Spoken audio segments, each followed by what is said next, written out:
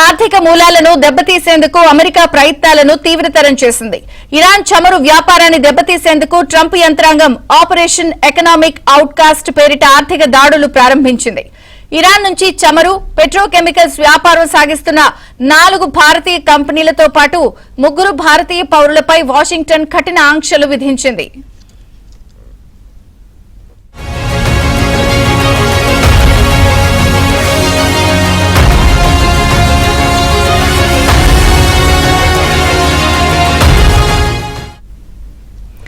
ఫిబ్రవరి 2024 నుంచి జూన్ 2025 మధ్య ఇరాన్ నుంచి సుమారు $69 మిలియన్ విలువైన పెట్రోలియం ఉత్పత్తులను దిగుమతి చేసుకునేందుకు సదాశివ ఓవర్సీస్ లిమిటెడ్ పై ఆంక్షలు విధించింది.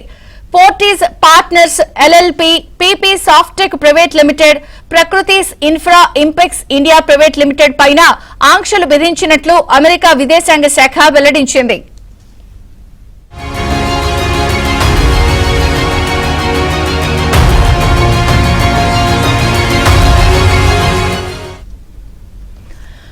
పోర్టీస్ పార్ట్నర్స్ కు చెందిన భాగస్వాములు హరీష్ రామచంద్ర రంగి, ఇంద్రస్మియా షేక్, ప్రశాంత్ గార్గ్ పై కూడా ఆంక్షలు విధించింది. ఇరాన్ పెట్రోకెమికల్ ఉత్పత్తుల కొనుగోలు, రవాణా, విక్రయం, మార్కెటింగ్ లో గణనీయమైన లావాదేవీలకు పాల్పడ్డారని అమెరికా ఆరోపించింది.